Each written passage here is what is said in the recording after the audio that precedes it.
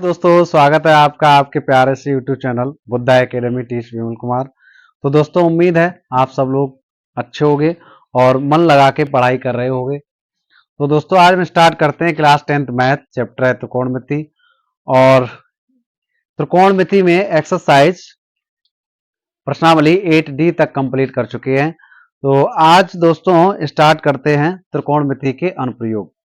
तो ये त्रिकोणमिति के अनुप्रयोग में जो भी प्रश्नावली 8A 8B और 8C 8D तक स्टडी किया है आप लोगों ने, उसके कुछ यहाँ पर अनुप्रयोग हैं, उनका ही प्रयोग, उसका बेसिक यहाँ पर प्रयोग किया जाएगा। तो उसके अनुप्रयोग यहाँ पर दिए हैं। तो आज हम चैप्टर नंबर 9 है तो इसको स्टार्ट करने जा रहे हैं। तो इसका कुछ बेसिक पढ़ते हैं और इसके बाद एक्सरसाइज सॉल्व करेंगे। तो देखते हैं दोस्तों इसका बेसिक क्या है।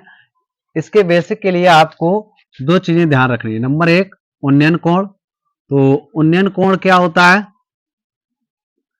उन्नयन एंगल ऑफ एलिवेशन, ठीक है, एंगल ऑफ एलिवेशन।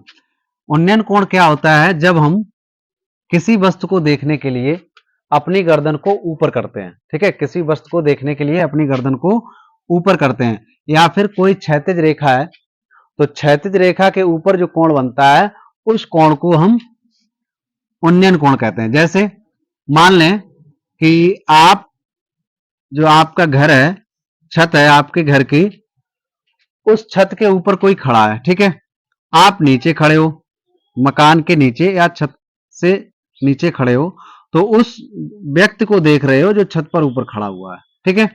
तो ये कोण जो बनेगा यहां पर, अब देखिए दोस्तों ये क्षैतिज रेखा यहां लेनी पड़ेगी, क्यों? इस एंगल को कहां बनाएंगे? तो ये कोण बन जाएगा आपका, कौन सा कोण हो जाएगा? उन्नयन कोण, ठीक है। कौन सा कोण हो जाएगा? उन्नयन कोण। तो उन्नयन कोण हमेशा कहां बनता है? क्षैतिज रेखा के ऊपर बनता है, ठीक है। तो कहें कि जब हम किसी वस्तु को देखने के लिए अपने सर को ऊपर उठाते हैं, ठीक है, तो कोण कौन सा बनता है? उन्नयन कोण बनता है, ठीक है दोस्तों। अब देखिए यहां पर अवनमन कोण, ठीक इसका अपोजिट है। तो अवनमन कोण कहां बनता है? क्षैतिज रेखा के नीचे बनता है। कहां बनता है? क्षैतिज रेखा के नीचे बनता है। जैसे बात करें हम दोस्तों, ये एंगल जो बना हुआ है, ये यहां पर, यहां से ये क्षैतिज रेखा है और एंगल बना है, तो इस तरीके से देखिए ये एंगल जो बना हुआ है, ठीक है दोस्तों। तो ये एंगल कौन सा है? तो ये एंगल है अवनमन कोण, अवनमन कोण, ठीक है। अब इसका एग्जाम्पल लें, जैसे आप छत पर खड़े हुए हो और नीचे किसी वस्तु को देख रहे हो, जैसे फुटबॉल को देख रहे हो, ये फुटबॉल है, ठीक है दोस्तों, आप यहां पर खड़े हो, ये, ठीक है। अब आप क्या करोगे? यहां से इस वस्तु को देखोगे तो आप अपनी गर्दन का नीचे की ओर करोगे, ठीक है। तो ये जब कोण बनेगा तो ये कोण कौन सा होगा? अवनमन कोण, ठीक है। तो ये कोण बन जाएगा दोस्तों अवनमन कोण। अब ये एंगल जो है इसके बराबर हो जाएगा, क्यों? ये एंगल इसके बराबर इसलिए हो जाएगा कि ये एकांतर कोण बन गए, ठीक है, जेड जैसी कंडीशन। तो दोस्तों उम्मीद है ये दोनों कोण आपको समझ में आए होंगे, उन्नयन कोण और दूसरा अवनमन कोण, ठीक है, अवनमन कोण। तो सीधी सी इसकी परिभाषा है, उन्नयन कोण कब बनता है? जब हम किसी वस्तु को देखने के लिए अपनी गर्दन को या अपने सर को ऊपर की तरफ उठाते हैं। और अवनमन कोण कब बनता है? जब हम किसी वस्तु को देखने के लिए अपने सर को या फिर अपनी गर्दन को नीचे की ओर झुकाते हैं, ठीक है। और ये उन्नयन कोण हमेशा क्षैतिज रेखा के ऊपर बनेगा और अवनमन कोण हमेशा क्षैतिज रेखा के नीचे बनेगा, ठीक है। तो दोस्तों और इसमें क्या है, जैसे देखिए यहां पर ये क्षैतिज रेखा है, ये क्षैतिज यहां पर रेखा है और इस रेखा के ऊपर कोई एंगल बना हुआ है, ठीक है। अब क्या करेंगे, इतनी तो इंफॉर्मेशन दी होगी तुम्हें, इसके बाद आपको ये जो साइड है ये वाली, ठीक है, ये आप जोड़ दीजिए। तो इससे क्या बन गया? ट्रायंगल बन गया। अब ट्रायंगल कौन सा है? राइट ट्रायंगल है, समकोण त्रिभुज है। तो इसमें आपको या तो ये भुजा दी जाएगी या ये दोनों, या फिर ये दोनों दी जाएंगी या फिर ये दोनों। तो हम यहां से तीसरी भुजा को कैसे निकालेंगे? ये जो भी आपको बेसिक में बताए थे, जब त्रिकोणमिति स्टार्ट की थी, त्रिकोणमिति चैप्टर स्टार्ट किया था, तो ये त्रिकोणमिति अनुपातों के बारे में आपको बताया था, ठीक है। तो ये त्रिकोणमिति अनुपात इसमें प्रयोग होंगे। तो दोस्तों इसको आप अपने दैनिक जीवन से जोड़कर इसके डायग्राम बनाइए, और जो भी डायग्राम है ये कैसे बनेंगे, सभी काल्पनिक होंगे, तो उससे आप समझिए और डायग्राम को बनाइए। तो अब स्टार्ट करते हैं। प्रश्नावली है इसकी 9A, और देखते हैं किस तरीके से इसमें त्रिकोणमितीय अनुपात और इससे पहले का बेसिक प्रयोग होगा। ठीक है, तो दोस्तों पहला क्वेश्चन इसमें दिया हुआ है, प्रश्नावली है 9A, एक्सरसाइज यहाँ 9A है। ठीक है, और इसका क्वेश्चन नंबर फर्स्ट है। तो क्वेश्चन नंबर फर्स्ट में दिया है, भूमि के एक बिंदु से, भूमि पर कोई बिंदु है, ठीक है, भूमि के एक बिंदु से जो मीनार के पाद बिंदु से 30 मीटर दूरी पर है। ठीक है दोस्तों, अब जैसे आप सपोज करिए आपका घर है, आपके घर की जो नींव है, न्यास जो है, वहां से आप 30 मीटर दूर जाइए, या फिर लेफ्ट साइड में जाइए या राइट साइड में। आप ये प्रक्रिया अपने माइंड में चलाइए और ऐसे सोचिए जैसे कि मकान है मेरा, ठीक है, उसकी नींव से, आधार से आप 30 मीटर या बाएं जाइए या दाएं जाइए। ठीक है, तो यहां मान लिया कि एक ये भूमि है, ठीक है, समतल है, और ये एक बिंदु है, यहां से 30 मीटर की दूरी पर, क्या बोल रहे कि बिंदु से, जो मीनार के पाद बिंदु से 30 मीटर की दूरी पर है। अब मकान है, ठीक है, माना कि ये मकान है, ये मकान है यहां से, ठीक है, ये वाला देखिए, तो मकान ये बन गया। ठीक है, अब यहां से 30 मीटर की दूरी पर, कहां से 30 मीटर की दूरी पर, जो मीनार से वो बिंदु कहां है, 30 मीटर की दूरी पर है। तो दोस्तों ये 30 मीटर दूरी लेट कर ली यहां पर, ठीक है, ये 30 मीटर दूरी मान ली। अब क्या कह रहे हैं, 30 मीटर की दूरी पर मीनार के शिखर का उन्नयन कोण 30 है। अब देखिए ये मीनार है, ये क्या है दोस्तों, मीनार है, और इस मीनार से 30 मीटर की दूरी पर, या तो इसके लेफ्ट साइड में या फिर इसके राइट साइड में, ठीक है, 30 मीटर की दूरी पर। ऐसे ही अभी आपको बताया था, जैसे आप मान लीजिए मेरा मकान है, आपका मकान है, तो उससे आप 30 मीटर की दूरी पर या लेफ्ट में जाइए या राइट में जाइए, सोच लीजिए। ठीक है, तो सपोज कर लिया कि 30 मीटर की दूरी पर हम आ गए यहां, ठीक है, यहां पर आ गए, तो यहां से यहां तक की दूरी कितनी है दोस्तों, 30 मीटर की है, और ये मीनार है, ठीक है, ये क्या है, मीनार। तो यहां पर कोई व्यक्ति खड़ा है और इस मीनार के शिखर, मतलब इसे देख रहा है, ये शिखर को देख रहा है, तो यहां से दोस्तों एक एंगल बनेगा। अब ये एंगल हो गया कौन सा, एंगल ऑफ एलिवेशन, उन्नयन कोण। शिखर उन्नयन कोण 30 है, मीनार की ऊंचाई निकालिए, तो ये 30 डिग्री का दिया है। ठीक है दोस्तों, ये ऊंचाई पूछिए कि मीनार की ऊंचाई कितनी है, तो इसको एच मान लीजिए आप, ठीक है, कितना, एच मान लीजिए, एच मीटर।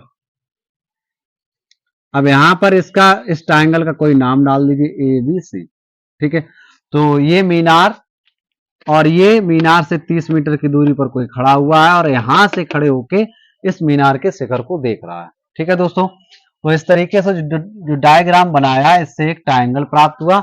अब इस ट्रायंगल में हमें ये एच निकालनी है, ऊंचाई निकालनी है। ठीक है दोस्तों, तो ये एंगल दिया गया और ये साइड दी गई। ठीक है, तो कैसे इसको सॉल्व करेंगे, चलिए देखिए, तो यहां लिखेंगे माना, यहां लिख लीजिए हल इसका। तो डायग्राम जितना अच्छा बनाओगे आप, कभी कभी तो केवल डायग्राम बनाने के ही मार्क्स मिल जाते हैं, और क्या नाम, सॉल्यूशन नहीं करना पड़ता है। ठीक है, तो डायग्राम बन गया, तो अब इसमें सॉल्यूशन कैसे करेंगे, देखिए, तो माना कि मीनार की ऊंचाई, मीनार की ऊंचाई एच मीटर है। कितने मीटर है दोस्तों, एच मीटर है। ठीक है, अब देखिए यहां से ये ट्रायंगल बन गया, ट्रायंगल ए बी सी में, तो ट्रायंगल ए बी सी में क्या है, यहां ए बी सी से क्या लिखेंगे यहां पर, यहां अब ट्रायंगल लेंगे, तो देखिए दोस्तों ये कितना है, 30 डिग्री है। अब हमें ये साइड लेनी है और ये वाली लेनी है, ठीक है, क्योंकि ये दे रखी है साइड आपको ज्ञात है, और ये पता करनी है कितनी है। अब देखिए इन दो भुजाओं में संबंध क्या हो जाएगा, ये है 30 डिग्री, अब इस कोण के सामने वाली भुजा ये क्या हो जाएगी, परपेंडिकुलर, लंब बन जाएगी, तो ये आधार हो जाएगा, ये हाइपोटेनस हो जाएगा।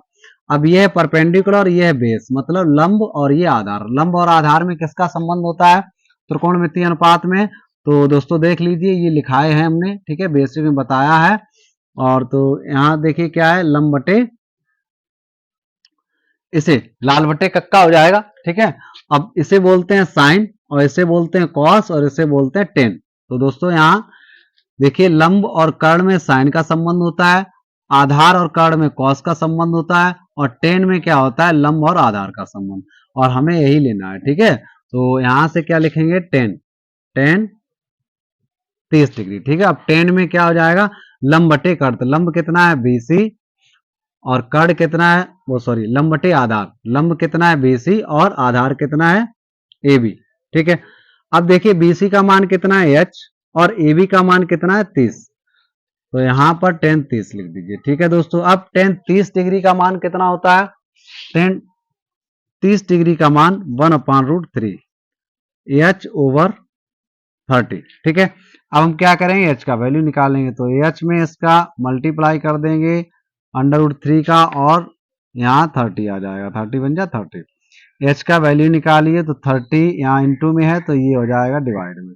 अब देखिए, जब भी करड़ी डिवाइड में आए, जैसे √3 है, √5 है, √2 है, तो इसका हम क्या कर देंगे, परमेय कर, ठीक है दोस्तों। हर को कैसे बना लेंगे, परमेय, हर को परमेय बना लेंगे। तो कैसे बनाएंगे, यहां लिख दीजिए √3 से, ठीक है, या multiplied by √3 in denominator and numerator. तो यहां से लिखिए अंशवा हर में, अंशवा हर में √3 से गुणा करने पर, ठीक है दोस्तों, गुणा करने पर। तो एच बराबर कितना आ जाएगा, 30, और ये रहा आपका क्वेश्चन, और इसमें ये यहां से मल्टीप्लाई कर दिया। तो देखिए दोस्तों, यहाँ कितना आ जाएगा, 30 इंटू √3 ओवर, अब ये √3 कितना हो जाएगा, इंटू में है तो 3 आ जाएगा। अब 3 से इसको डिवाइड कर दीजिए, ठीक है। तो कितना आ गया, 10 इंटू 10√3, तो ये आ गया आंसर 10√3, ठीक है दोस्तों। इतने मीटर ऊंची है मीनार। अब यहां से √3 का वैल्यू रख दीजिए, तो इसका मान आ जाएगा कितना, तो √3 का मान कितना होता है दोस्तों, 1.732, ठीक है। इतना रख दीजिए इसमें, या तो इतना ही बना रहने दीजिए, तब भी सही है। तो एच इक्वल क्या हो जाएगा, 10 इंटू 1.732, तो कितना आ गया यहाँ पर। अब देखिए, ये पॉइंट है और ये 10 है, ठीक है। जीरो कितना है, जीरो की संख्या कितनी है, 1 है। तो इस कैसे मल्टीप्लाई करेंगे, इसको इसी तरीके से लिख दीजिए पूरा। अब देखिए यहाँ पर कितना जीरो था, 1 जीरो लगा दीजिए, ठीक है। 1 2 3, तो 1 2 3 यहाँ पॉइंट लगा दीजिए। तो इस तरीके से मीनार की ऊंचाई दोस्तों कितनी आ गई, 17.320 मीटर, ठीक है। तो उम्मीद है दोस्तों आपको ये क्वेश्चन समझ में आया होगा। अब हम स्टार्ट करते हैं क्वेश्चन नंबर 2। तो क्वेश्चन नंबर 2 इंपॉर्टेंट क्वेश्चन है ये, ठीक है। तो इसको नोट कर लीजिए, और इसके बाद क्वेश्चन नंबर 2 को सॉल्व करते हैं।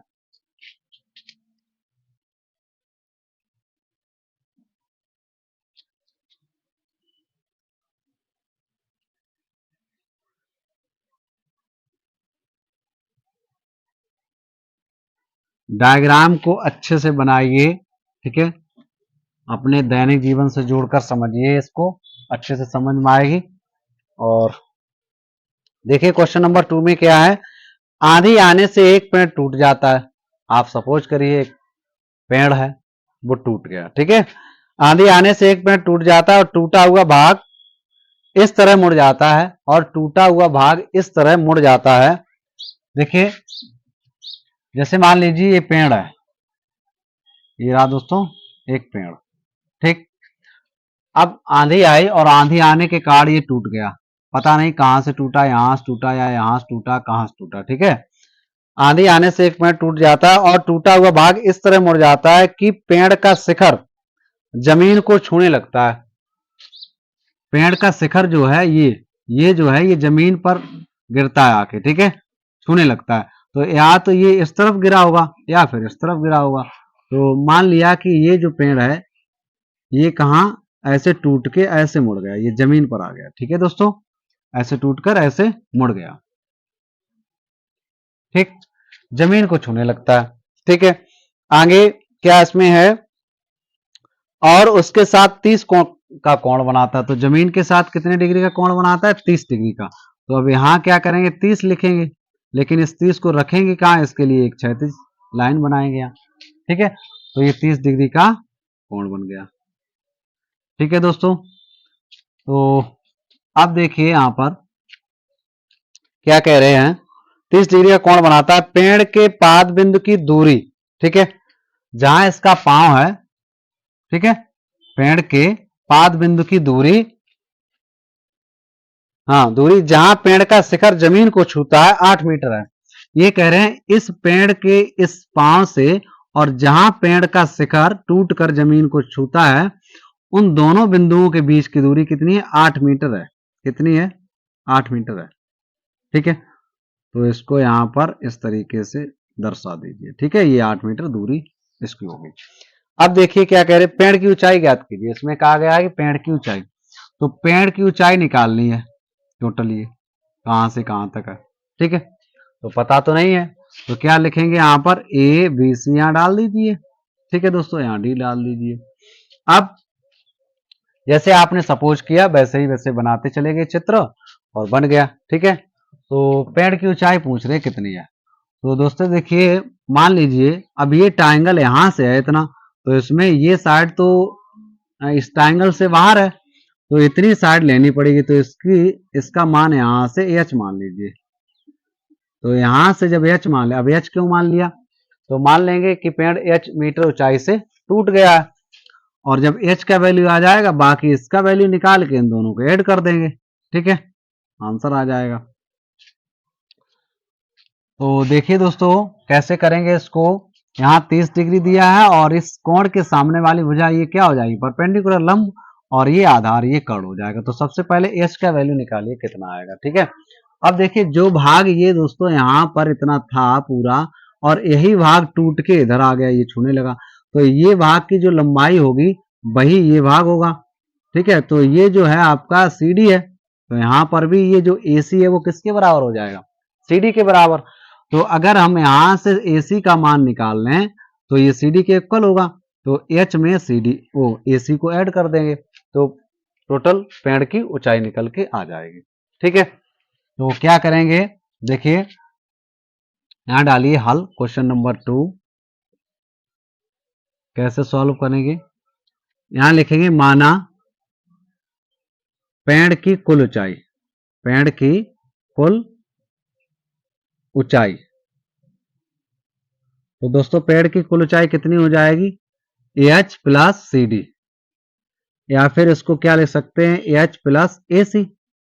बात एक ही है, क्योंकि सी डी जो है वही तो टूट के यहां आ गया, तो ये ए सी के बराबर हो जाएगा। तो इतनी ऊंचाई निकालनी है। ठीक है आपको। अब देखिए दोस्तों क्या करेंगे, यहां पर ट्राइंगल लेंगे, ट्राइंगल ए बी सी।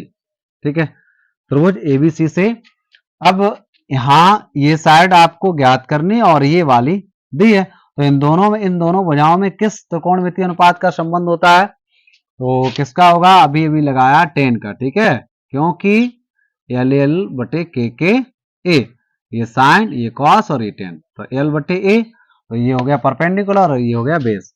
तो यहां से क्या करेंगे, 10 30 degree is equal to L, L बोले तो कितना है दोस्तों बी सी, और बेस कितना है इसका ए बी, तो BC कितना है H और AB कितना है 8, और 10 30 डिग्री का मान 1/√3। अब देखिए H का वैल्यू निकालिए, तो H√3 इक्वल 8, और H का जब वैल्यू निकालेंगे तो 8/√3 हो जाएगा। ठीक है, अब यहां से हमने बताया है जब भी करड़ी आ जाए डिनोमिनेटर हर में, तो इसको सबसे पहले आप बनाइए हर को पर में। तो हर को पर में देखिए कैसे बनाएंगे, इसका सोल्यूशन यहां देख लीजिए बाकी का। ठीक है दोस्तों, तो क्या करेंगे, अंडर रूट 3 से अंशवाहर में गुणा कर दीजिए, अंशवाहर में गुणा करने पर। ठीक है, तो AH इज इक्वल टू हो जाएगा 8/√3 इंटू रूट थ्री। तो 8√3 ओवर, अब √3 तो ये आ गया H। अब H आ गया यहां। तो देखिए दोस्तों, इसके बाद ये साइड कितनी आ गई, 8√3/3। ठीक है, तो अब ये ट्रायंगल राइट ट्रायंगल है, तो क्या करें, पाइथागोरस प्रमेय लगा देंगे, ये कर्व निकल के आ जाएगा। ठीक है, तो कैसे निकालेंगे, देखिए यहां पर पाइथागोरस प्रमेय से तो क्या होगा, AC का whole square up is equal to AB का होल स्क्वायर और प्लस BC का होल स्क्वायर। ठीक है दोस्तों, भाई ये साइड निकालनी ना, तभी तो पेड़ की कुल ऊंचाई आएगी, ये निकल के आ गई। अब इतना पेड़ और देखना है कितना ऊंचा था, तो टोटल यहां से यहां तक ऐड कर देंगे। अब इतनी ऊंचाई निकालने के लिए या तो CD निकालिए, या फिर CD के इक्वल कौन है, AC निकाल दीजिए, इसमें ऐड कर देंगे। ठीक है दोस्तों,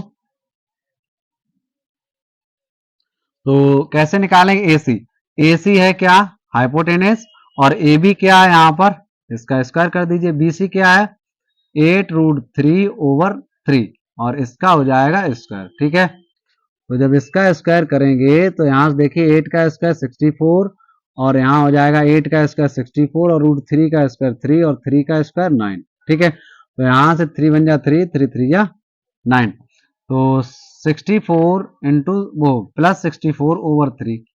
अब इसको इसमें ऐड कर दीजिए, तो कितना आ जाए, इसका इसमें मल्टीप्लाई होगा तो फ्रैक्शन बन जाएगी। ठीक है, देखिए √3 इसका एलसीएम आ गया, तो 64 और प्लस, जब 3 का 64 में मल्टीप्लाई करेंगे तो कितना आ जाएगा, 2 और 6 3 जा 18, 18 और 1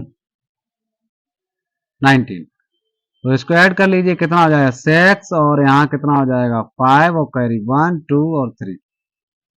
अब इसका निकालेंगे स्क्वायर रूट, क्या निकालेंगे दोस्तों, स्क्वायर रूट, तो 256/3 आ गया। ठीक है, इसका निकालिए स्क्वायर रूट, तो दोस्तों नोट कर लीजिए इतना, और बाकी का सोल्यूशन आप इधर देख लीजिए, यहाँ पर बाकी का सोल्यूशन आप इधर देख लीजिए। ठीक है, तो AC इज इक्वल कितना हो जाएगा, √256/3, तो 256 16 का होता है, और √3 एज इट इज, तो AC ये आ गया। अब क्या करेंगे, √3 का फिर से यहाँ मल्टीप्लाई करना पड़ेगा, तो AC इज इक्वल क्या हो जाएगा, 16√3 और ओवर √3 इंटू √3, तो कितना हो जाएगा 16√3/3। तो ये आंसर आ गया। ठीक है दोस्तों, पेड़ की ये ऊंचाई टोटल नहीं निकल के आई, तो AC का मान आ गया। अब H में AC को ऐड कर दीजिए, तो H में AC को ऐड कर दीजिए, कितना आएगा देखिए,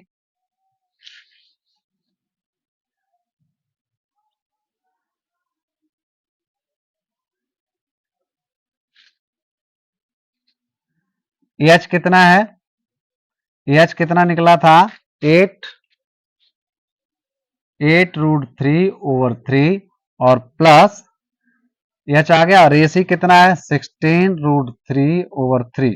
ठीक है, तो यहां से 3 एलसीएम 8√3 और प्लस 16√3, कितना हो जाएगा, देखिए 8√3 ये 16√3 है, तो कितने हो जाएंगे यहाँ पर 24√3 और ओवर 3, 3 डिवाइड कर दीजिए, 3 8 जा 24, तो 8√3। तो पेड़ की कुल ऊंचाई कितनी निकल के आई, अतः पेड़ की कुल ऊंचाई कितनी है दोस्तों, 8√3 मीटर, इतनी आ गई निकल के। ठीक है, तो ये आपका फाइनल आंसर आ गया। तो दोस्तों उम्मीद है क्वेश्चन नंबर 2 आपको अच्छे तरीके से समझ में आया होगा, थोड़ा लेंदी है लेकिन क्वेश्चन अच्छा है। ठीक है, तो इसको नोट कर लीजिए। इसके बाद क्वेश्चन नंबर देखते हैं 3 को।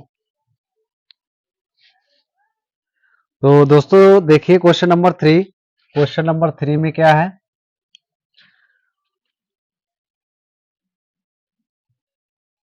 क्वेश्चन नंबर 3 में है, एक मकान के आधार से एक मीनार के शीर्ष के उन्नयन कोण की माप 60 अंश है।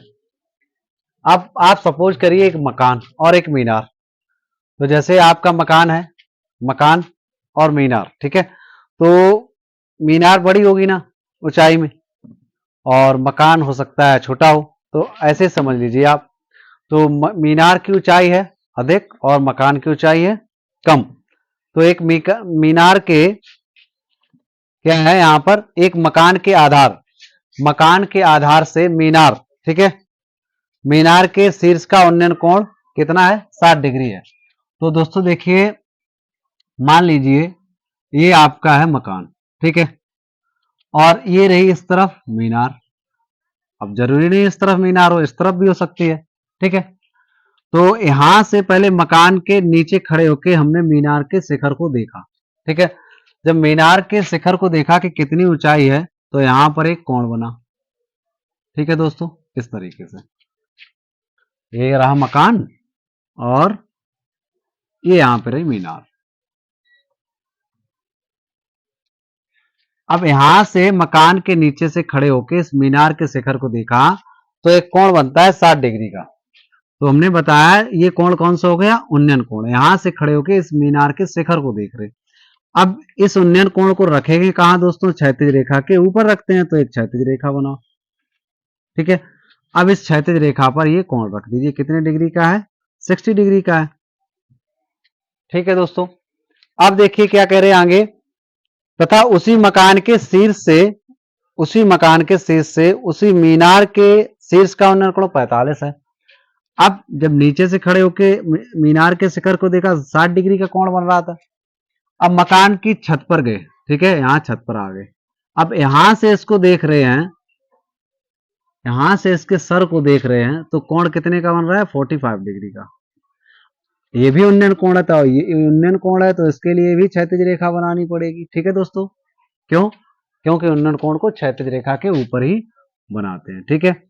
तो सबसे पहले मकान के नीचे खड़े होकर इस मीनार के शिखर को देखा, तो 60 डिग्री का कोण बना। फिर मकान की छत पर गए और तब इस मीनार के शिखर को देखा, तो 45 डिग्री का कोण बना, ठीक है दोस्तों।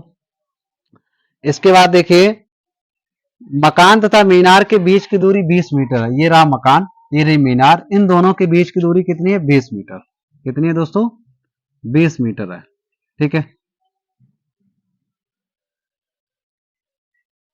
ये दूरी 20 मीटर। अब देखिए दोस्तों, ये मकान भी सीधा होगा ना, मीनार भी सीधी होगी, तो जितनी दूरी ये है उतनी गैपिंग यहां पर होगी, ठीक है। तो ये भी 20 मीटर हो जाएगी, हो जाएगी। अच्छा, इसके बाद देखिए क्या कह रहे हैं यहां पर, मकान तथा मीनार की ऊंचाई ज्ञात कीजिए। इस मीनार की भी ऊंचाई निकालनी है और मकान की भी ऊंचाई निकालनी है। तो इस मीनार की ऊंचाई दोस्तों मान लीजिए h मीटर, ठीक है, कितने मीटर, h मीटर। तो यहां पर h मीटर डाल दीजिए और ये यहां लिख दीजिए मीनार, ठीक है। इसके बाद इसकी ऊंचाई पूछ रहे, तो इसकी ऊंचाई कितनी मान लें, यहां पर x मीटर मान लीजिए। दोनों की ऊंचाई निकालनी है ना। अब देखिए दोस्तों, इस मीनार और मकान से ये ट्रायंगल बन गए। तो देखिए ट्रायंगल कौन कौन से लेने हैं, जो एंगल दिए हैं, ठीक है। तो इस ये 60 डिग्री किस ट्रायंगल का एंगल है, 60 डिग्री इस ट्रायंगल का एंगल है, और ये 45 डिग्री इस वाले ट्रायंगल का एंगल है, ठीक है। ट्रायंगल तो बहुत बन रहे, एक ये ट्रायंगल बन रहा, एक ये ट्रायंगल बन रहा, एक ये ट्रायंगल बन रहा, और एक ये बन रहा। तो ट्रायंगल लेने कौन से, किस किस को लेना है, जिसमें एंगल दिया ये 60 डिग्री इस वाले ट्रायंगल का और 45 डिग्री इस वाले ट्रायंगल का, ठीक है दोस्तों। तो इस तरीके से ये चित्र बन गया, ठीक है। अब देखिए इसका कोई नाम डाल दीजिए, ए बी, यहां डाल दीजिए सी, यहां डाल दीजिए डी, यहां डाल दीजिए ई, ठीक है। तो चलिए दोस्तों, मकान और मीनार की ऊंचाई निकालते हैं। तो सबसे पहले लिखिए, माना मीनार की ऊंचाई, मीनार की ऊंचाई h मीटर तथा मकान की ऊंचाई, मकान की ऊंचाई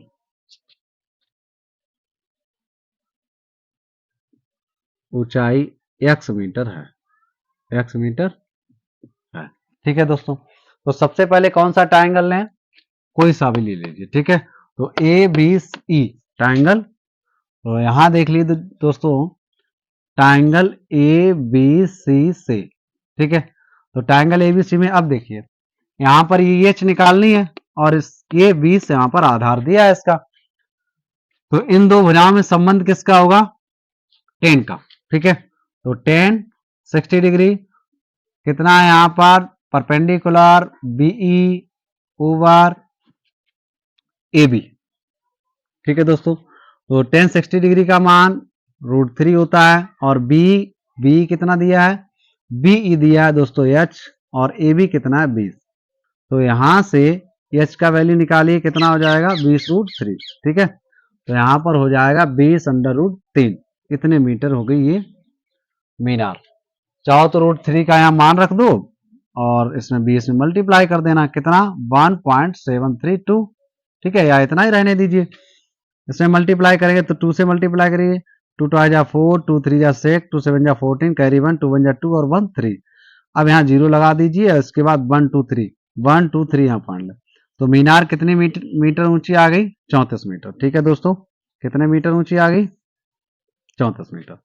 अब देखिए क्या करेंगे, यहाँ निकालना है मुझे एच का मान। तो एच का मान कैसे निकालेंगे, वो सॉरी एक्स का मान। तो यहां से अब देखिए दोस्तों, इतनी ये ऊंचाई, जब हमें एक्स का मान निकालना है तो क्या करेंगे, यहां पर ये तो ट्रायंगल ले नहीं सकते क्योंकि ये एंगल दिया है इसके जस्ट सामने के परपेंडिकुलर हो जाएगा, और ये इसका बेस दिया है।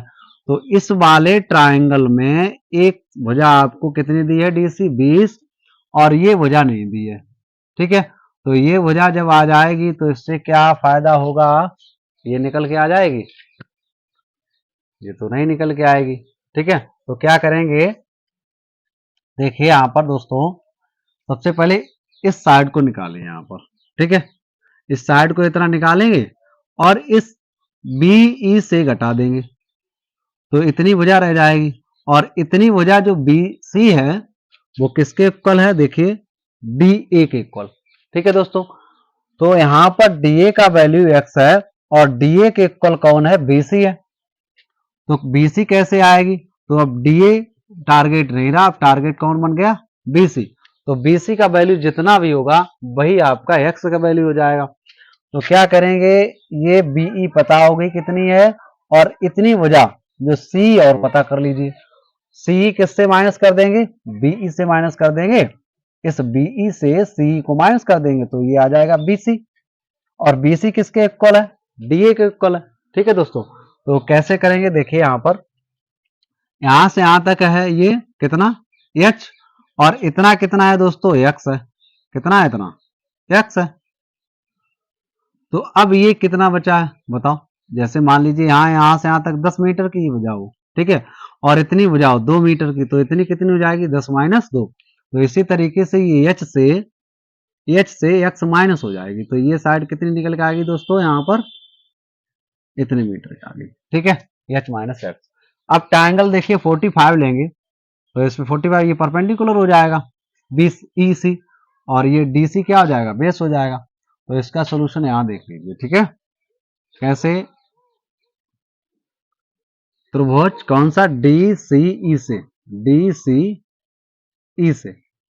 ठीक है, तो 10 लीजिए, इसमें 10 45 डिग्री इज इक्वल क्या हो जाएगा, CE over D C. 45 degree का मान 1, और सी कितना है दोस्तों, H minus X over D C कितना है 20। तो यहां से क्या करेंगे, H minus X is equal to 20। तो देखिए दोस्तों, इसको इक्वेशन 1 डाल दीजिए और इसके बाद इस एच का मान उठा के यहां रख दीजिए। ठीक है, तो एच का मान देखिए कैसे रखेंगे, यहां पर एच का मान समीकरण 1 में रखने पर, ठीक है, इसमें रख दीजिए। तो एच का मान दोस्तों कितना है, एच का मान है यहां पर कितना, 20√3। ठीक है, 20√3 और माइनस का एक्स, और यहाँ है 20। तो इस 20 को इधर ले आइए, एक्स को उधर भेज दीजिए। तो 20√3 माइनस 20 और इधर प्लस का एक्स। अब यहां से 20 को बाहर कॉमन ले लीजिए, तो √3 और माइनस का 1 और इज इक्वल टू यहाँ एक्स हो जाएगा। ठीक है दोस्तों, अब √3 का वैल्यू रख दीजिए। तो √3 का वैल्यू कितना बताया, 1.732 और माइनस का 1, ये कांस्टेंट है, इसे नोट कर लेना। ठीक है, √3 का वैल्यू। अब 1.732 से 1 को जब माइनस करेंगे तो कितना आ जाएगा दोस्तों, 0.732 इज इक्वल टू एक्स। अब एक्स का मान इधर निकाल लीजिए यहाँ पर, ठीक है दोस्तों। तो मैनेज कर लेना, इस बोर्ड पर थोड़ी जगह कम है। अब जब 20 का इसमें मल्टीप्लाई करेंगे तो सबसे पहले 2 का मल्टीप्लाई कर दीजिए। 2 का मल्टीप्लाई करेंगे तो इस तरीके से इसको लिख दीजिए, दिस इंप्लाइज दैट 20 इंटू 0.732, तो 2 टू आ जा 4 और 2 3 जा 6, 2 7 जा कितना हो जाएगा दोस्तों 14, कैरी 1 और यहाँ 0 ये 1 हो जाएगा, ठीक है। तो देखिए ये 0 रख दीजिए। अब 3 आफ्टर 3 डिजिट यहाँ पर पॉइंट लगाइए, तो 1 2 3 यहाँ लगा दीजिए। तो इस तरीके से दोस्तों मकान की ऊंचाई कितनी आ गई 14.64 किलोमीटर और मीनार की ऊंचाई कितनी आ गई 34.640 मीटर, ठीक है। तो उम्मीद है दोस्तों इस तरीके से आपको अच्छे से समझ में आया होगा और इसको नोट कर लीजिए। इसके बाद देखते हैं क्वेश्चन नंबर 4। तो क्वेश्चन नंबर 4 में क्या है,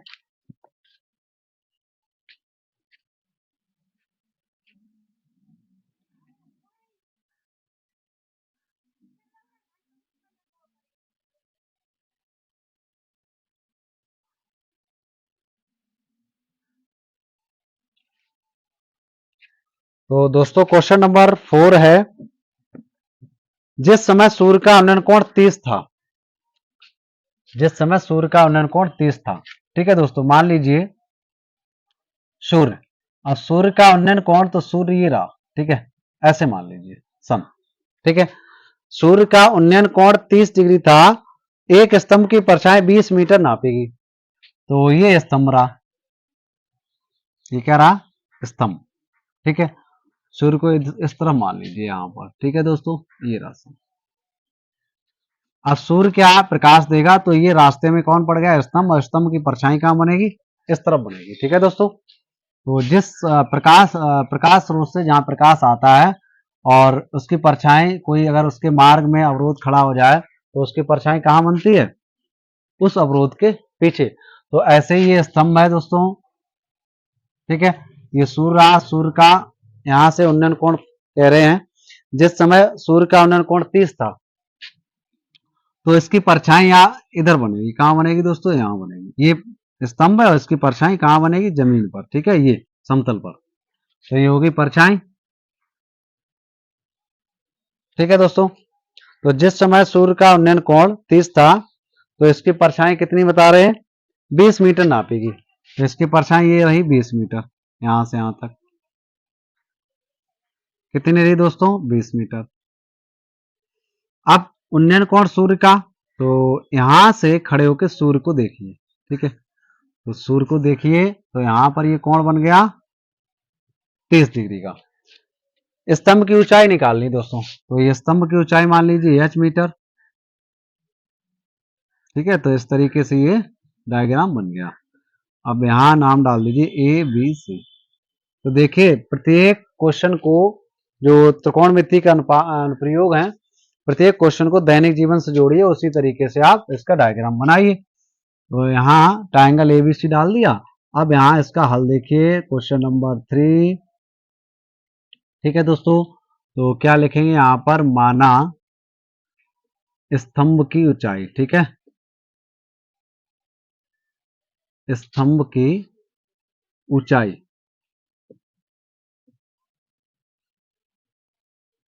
h मीटर है।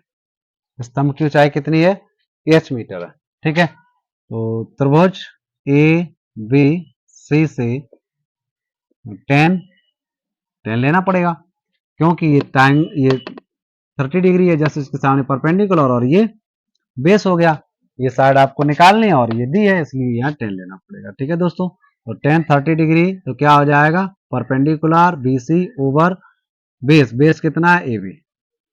तो 10 30 डिग्री का मान 1/√3 is equal BC over AB, 1/√3। अब BC का मान दोस्तों AH और AB का मान 20, तो क्रॉस गुणा कर दीजिए, कितना हो जाएगा √3 into AH is equal to 20, ठीक है दोस्तों। और AH इज इक्वल कितना हो जाएगा 20 ओवर √3। देखिए यहाँ पर करड़ी आ गई डिनोमिनेटर में, तो क्या करेंगे √3 से अंशवार में गुणा कर देंगे। तो इसका सोल्यूशन बाकी का इधर देख लीजिए दोस्तों। तो यह इक्वल कितना हो जाएगा 20 इंटू रूट थ्री और ओवर √3 इंटू √3। तो 20 √3 और ये √3 है तो 3 आ जाएगा। ठीक है, तो इस तरीके से इसका आंसर कितना आ गया 20 √3/3। तो उम्मीद है दोस्तों ये क्वेश्चन आपको अच्छी तरीके से समझ में आया होगा। इसको नोट कर लीजिए और इसके बाद क्वेश्चन नंबर देखते हैं कौन सा 5।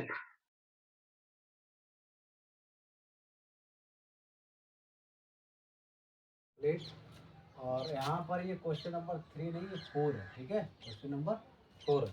अब देखते हैं क्वेश्चन नंबर 5 को। तो क्वेश्चन नंबर 5 में देखिए क्या है, पढ़ते रहिए मन लगा के और अपने इस प्यारे से चैनल का सपोर्ट करते रहिए।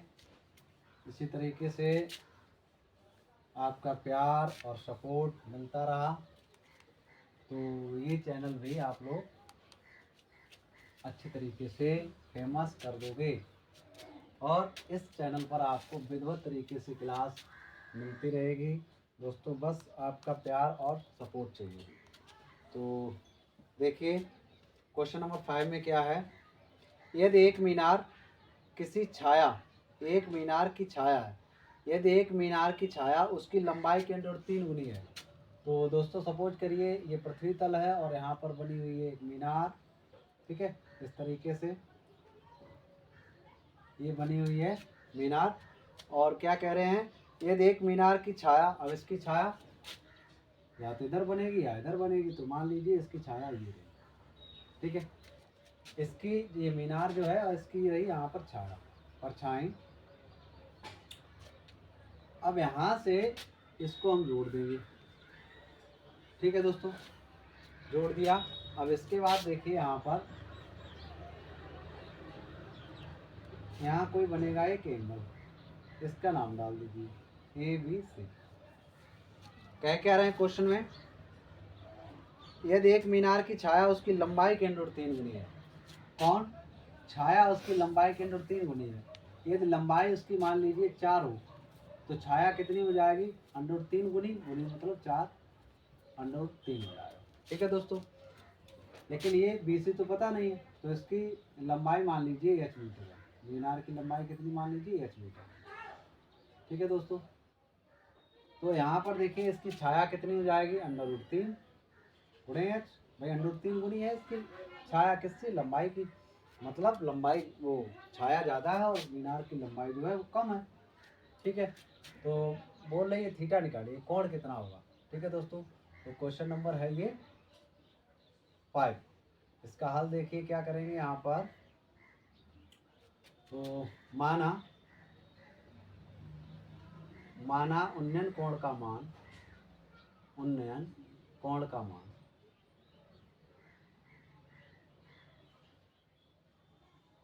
मान कितना मान लें, थीटा डिग्री। कितने डिग्री दोस्तों, थीटा डिग्री है। तो त्रिभुज ABC लीजिए, त्रिभुज ABC से। अब देखिए दोस्तों, ये आपको एक भुजा देगी संपूर्ण त्रिभुज और एक भी देगी। इन दोनों भुजाओं में त्रिकोणमितीय अनुपात में किसका संबंध होता है, tan का, और tan कितना, थीटा है। यहाँ क्या हो जाएगा, परपेंडिकुलर BC ओवर AB। ठीक है, तो tan, अब यहाँ तो वैल्यू दिया नहीं तो यहाँ tan थीटा। ठीक है दोस्तों, अब BC कितना है, BC है h, AB कितना है √3 इंटू h। अब देखिए h हो जाएगा कैंसिल, तो tan थीटा इज इक्वल कितना बचा, 1/√3। अब tan टेबल में देखिए tan किस चीज़ में 1/√3 कितने डिग्री का मान होता है, तो tan theta is equal to tan 30 degree. ठीक है दोस्तों, tan से tan कैंसिल, थीटा कितना आ गया 30 डिग्री। तो कितना उन्नयन कोण निकल के आ गया, 30 डिग्री आ गया। तो उम्मीद है दोस्तों इस तरीके से ये क्वेश्चन आपको अच्छी तरीके से समझ में आया होगा। इसको नोट कर लीजिए। इसके बाद देखते हैं question number 6। Question number 6 same to same है इसी तरीके से, लेकिन यहाँ पर क्या है, लंबाई दी है। ठीक है, तो देखिए क्वेश्चन नंबर 6,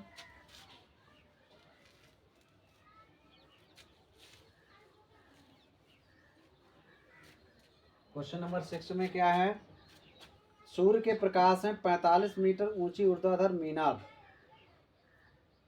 मीनार की छाया वो सॉरी मीनार कितनी ऊंची है? तो सबसे पहले बनाइए मीनार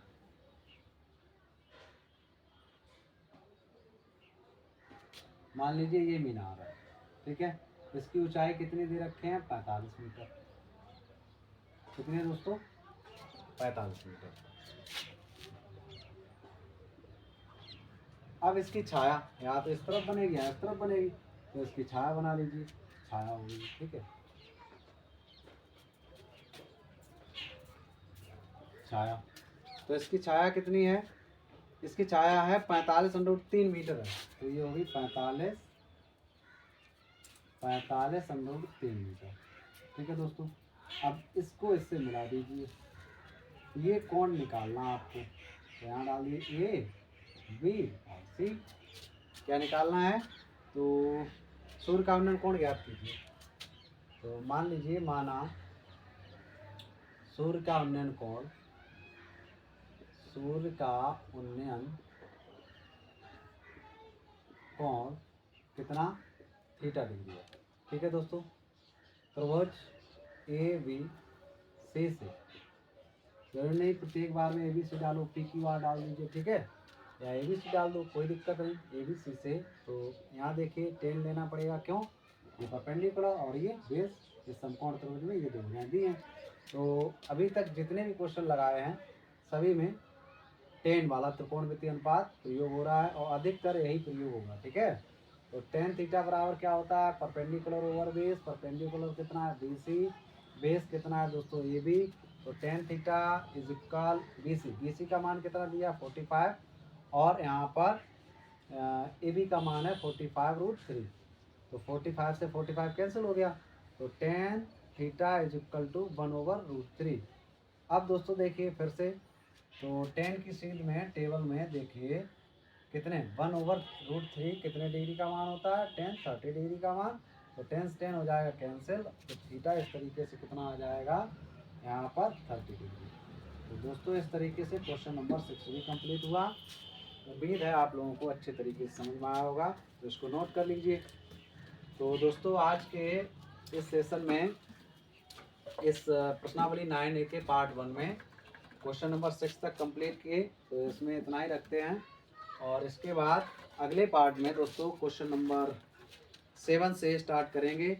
तो उम्मीद है दोस्तों ये जो भी क्वेश्चन आपको यहाँ सॉल्व करवाए हैं और समझाने का प्रयास किया है, तो अच्छे तरीके से समझ में आए होंगे।